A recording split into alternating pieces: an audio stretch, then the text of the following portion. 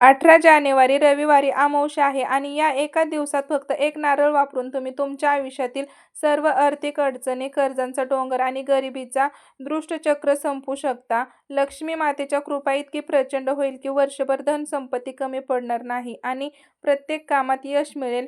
हे उपाय खूपच सोपा आणि अत्यंत प्रभावीशाली आहे, पण त्यासाठी एक खूप महत्त्वाची गोष्ट करावी लागेल. ती काय आहे ते व्हिडिओमध्ये मी सांगणार आहे. त्याआधी व्हिडिओला एक लाईक करा आणि चॅनलवरती नवीन असेल तर सबस्क्राईब करा. तसेच बेल आयकॉनलाही प्रेस करा, जेणेकरून मी जेव्हा कधी नवीन व्हिडिओ अपलोड करेल ते तुमच्यापर्यंत पोहोचेल. चला तर मग व्हिडिओला सुरुवात करूया. नमस्कार मंडळी, श्री स्वामी समर्थ. स्वागत आहे तुमचं गुरुस्वामी या चॅनेलवरती. तुमचा दिवस सुखाचा, समाधानाचा जावो ही स्वामींचरणी प्रार्थना करते आणि आजच्या एका नवीन व्हिडिओला सुरुवात करते. पौष महिन्यातील अमावस्येला आपण दर्श अमावस्या किंवा मौनी अमावस्या या नावाने साजरी करत असतो. ही अमावस्या यंदा 18 जानेवारी वार रविवार या दिवशी साजरी केली जाणार आहे. तर पहा, या अमावस्येला धार्मिक दृष्टिकोनातून खूप महत्त्व आहे. ज्योतिषशास्त्रात शनिदेवाला अमावस्या तिथीचे स्वामी मानले जाते. अमावस्येला शनिदेवाची पूजा करण्याचेही विशेष महत्त्व आहे. या दिवशी पवित्र नद्यांमध्ये स्नान, दान आणि तर्पण करणे अत्यंत महत्त्वपूर्ण मानले जाते. धार्मिक मान्यतेनुसार दर अमावस्येला पितरांची पूजा केल्याने उत्पन्नता वृद्धी सोबतच जीवनात सुख आणि सौभाग्य प्राप्त होत असते. पूजा करताना अनेक लोक काही चुका करतात, त्यामुळे पितर नाराज होत असतात. या चुकांमुळे माणसाच्या जीवनात अनेक समस्या सामोरे जावं लागतं. जर तुम्हालाही अतृप्त पितरांना प्रसन्न करून घ्यायचं असेल, तर आशीर्वाद मिळवायचा असेल, तर दर अमावस्येच्या दिवशी काही विशिष्ट उपाय सेवा केल्या जातात. त्याचबरोबर काही मंत्र आणि स्तोत्र पठण केलं जातं. त्यामुळे आपल्या जीवनातील सर्व पितृंपासून मुक्ती मिळत असते. आपलं जीवन आनंदी बनत असतं. त्यासाठीच आपल्याला हा जो उपाय आहे तर तो करायचा आहे. आता हा उपाय कशा पद्धतीने करायचा आहे याबद्दलची संपूर्ण माहिती या आजच्या व्हिडिओमध्ये मी तुमच्यासोबत शेअर करणार आहे. त्यामुळे तुम्ही हा व्हिडिओ स्किप न करता व्हिडिओ संपूर्ण पहा. चॅनलवरती नवीन असाल तर सबस्क्राईब करा. तसेच बेल आयकॉनलाही प्रेस करा, म्हणजे जेव्हा कधी मी नवीन व्हिडिओ अपलोड करेल त्याचं नोटिफिकेशन सर्वात अगोदर तुम्हाला मिळेल. आणि हिंदू धर्मात अमावस्या तिथी विशेष महत्त्वाची असते. या दिवशी मौन व्रत पाळलं जातं आणि त्यामुळं आपल्या मनाला शांती मिळते. या दिवशी दर अमावस्याला पवित्र नदीमध्ये जर तुमच्या आजूबाजूला शक्य असेल तर तिथे जाऊन तुम्हाला स्नान करायचं आहे. जर पवित्र नदी नसेल तर आपल्या घरातील आंघोळीच्या पाण्यामध्ये तुम्हाला थोडंसं गंगाजल टाकून तुम्हाला स्नान करायचं आहे.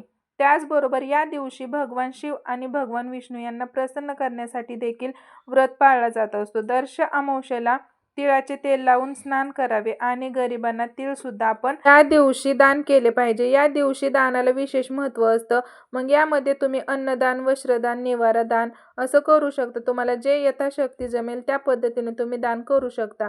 त्याचबरोबर या दिवशी आपल्याला आपल्या घरातील इडापिडा, पितृदोष, शत्रू संपून जावे आणि वर्षभर आपल्या कुटुंबाची, पतीची, मुलांची भरभरून प्रगती व्हावी, यासाठी नारळाचा हा उपाय आपल्याला करायचा आहे. नारळाचं हे साक्षात लक्ष्मी स्वरूप असतं, सर्वांनाच माहीत आहे. आणि ज्या वेळेस आपण घरामध्ये जे दोष असतात तर ते जर आपल्यापासून दूर करायचे असतील, तर आपल्याला घरातील सर्व दुःख, दारिद्र्य, अडचणी दूर करण्यासाठी हा जो उपाय आहे तर तो अतिशय प्रभावी असा उपाय आहे. तर हा आपल्याला करायचा आहे. आता पहा, हा उपाय कशा पद्धतीने करायचा याची आपण संपूर्ण माहिती जाणून घेणार आहोत. त्यासाठी तुम्हाला मौनी अमावस्येच्या दिवशी म्हणजेच 18 जानेवारीला म्हणजेच रविवारी लवकर उठायचं आहे. स्वच्छ अंघोळ करायचे आहे. अंघोळीच्या पाण्यात काळे तीळ आणि गंगाजल टाकून अंघोळ करायचे आहे. अंघोळ झाल्यानंतर आपल्याला रोजची घरातली देवपूजा जी असते तर ती करून घ्यायची आहे. आणि नंतर आपल्याला हा जो उपाय आहे तर तो अमावस्येच्या दिवशी संध्याकाळी करायचा आहे. काही शक्य झालं नाही तरी तुम्हाला दिवसभरात अमावस्येच्या दिवशी जमेल त्या वेळेमध्ये तुम्हाला हा जो उपाय आहे तर तो करू शकता. फक्त एक गोष्ट लक्षात ठेवा, तुम्ही जो कोणता उपाय करता, जी कोणती सेवा करता, ती आपल्याला पूर्णपणे गुप्त ठेवणं गरजेचं असतं. खूप महत्त्वाचं असतं. कारण लोकांच्या मनामध्ये आपल्याबद्दल काय भावना आहेत, चांगल्या आहेत, वाईट आहेत, हे आपल्याला माहीत नसतं. त्यासाठी आपल्याला हे सगळं गुप्तपणे करायचं आहे. त्यामुळे त्याचा जो परिणाम आहे तर तो आपल्याला उपायांवरती होत असतो. त्यामुळे उपाय गुप्त ठेवा. घरामध्ये तुम्ही कल्पना देऊ शकता आणि संपूर्ण तुमचं पूजन वगैरे झालं की त्यानंतर तुम्हाला एक नारळ घ्यायचा आहे. नारळ हे स्वच्छ असावं. जर तुम्ही अगोदरच तुमच्या घरामध्ये नारळ असेल पण ते जर तुम्ही पूजेमध्ये वापरलेलं असेल तर ते नारळ आपल्याला इथे वापरता येणार नाही. आपल्याला न पूजलेला नारळ वापरायचा आहे. नारळ घ्यायचा आहे, म्हणजेच ते नारळ तुम्ही विकत आणा किंवा जर तुमच्या घरात असेल तर ते पण तुम्ही वापरू शकता. फक्त पूजेमधलं नारळ आपल्याला घ्यायचं नाहीये. आता बघा, त्यानंतर आपल्याला काय करायचं आहे, त्याच्यासोबतच 2 वस्तू ज्या आहेत तर त्या आपल्याला लागणार आहेत.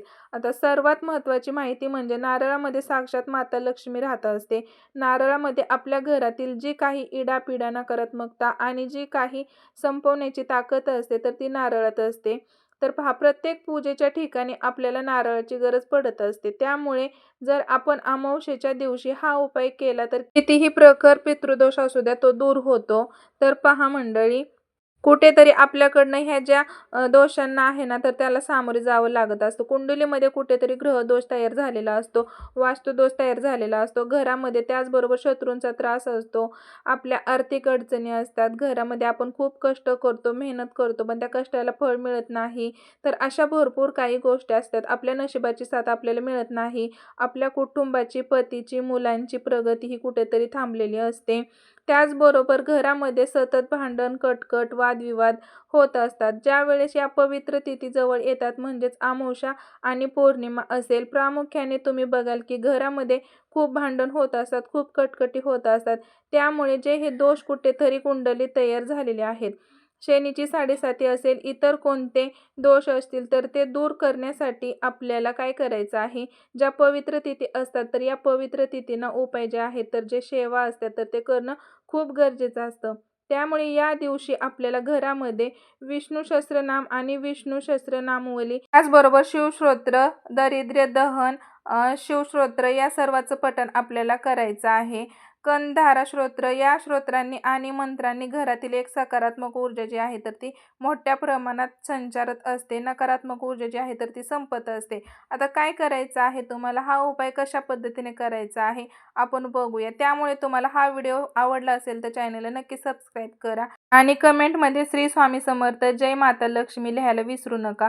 त्याचबरोबर व्हिडिओ हा स्किप न करता शेवटपर्यंत बघत राहा. नारळ घ्यायचा आहे. नारळ हे व्यवस्थित असावं, पूजेमध्ये वापरलेलं नसावं आणि नवीन जर नारळ घेतलं तर अतिशय उत्तम. म्हणजेच तुम्ही जर दुकानातून खरेदी करून आणलं तरीही चालेल, नाही तर घरामध्ये असणारे नारळ तुम्ही वापरू शकता, फक्त ते पूजेमध्ये वापरलेले नसावं. त्यानंतर तुम्हाला एक लाल कलरचा कपडा घ्यायचा आहे.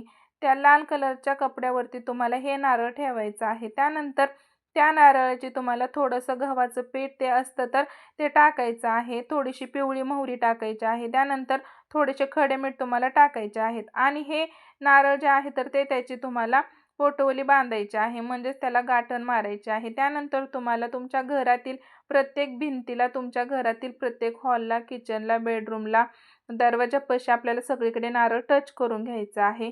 त्यानंतर आपल्याला मुख्य दरवाजावरनं तो नारळ 7 वेळेस उतरवायचा आहे आणि उतरून तुम्हाला तुमच्या आजूबाजूला जिथे कुठे वाहतं पाणी असेल त्या पाण्यात तुम्हाला हा नारळ विसर्जित करायचा आहे. तुम्हाला तो नारळ पाण्यामध्ये टाकायचा आहे. जर तुमच्या तिथे पाणी नसेल तर तुम्ही पिंपळाच्या झाडाखाली जाऊन ठेवू शकता. त्यानंतर बघा, तुम्हाला आता काय करायचं आहे, घरी यायचं आहे. घरी येत असताना मागे वळून बघायचं नाही आणि घरी यायचं आहे. आपल्याला हातपाय स्वच्छ धुवून घ्यायचे आहेत, घरात प्रवेश करायचा आहे आणि अशा पद्धतीने आपल्याला हा नारळ अत्यंत प्रभावी असा उपाय करायचा आहे. तर मंडळी, हा साधासा पण अत्यंत प्रभावी उपाय फक्त आपल्याला रविवारी अमावस्येच्या दिवशी करायचा आहे. एक नारळ घ्या, मनापासून लक्ष्मी मातेचं स्मरण करा आणि विधीपूर्वक उपाय करून पहा. खात्रीने सांगते, सर्व कामात यश मिळेल, कर्जबाजाऱ्यांपासून सुटका होईल, गरिबी दूर होईल आणि लक्ष्मीच्या कृपेने वर्षभर धन संपत्ती कमतरता भासणार नाही. तुमच्या सर्व इच्छा मनोकामना पूर्ण व्हाव्यात ही स्वामींचरणी प्रार्थना करते. तर मंडळी, भेटू पुन्हा नवीन अशाच एका व्हिडिओमध्ये. तोपर्यंत सर्वांना श्री स्वामी समर्थ.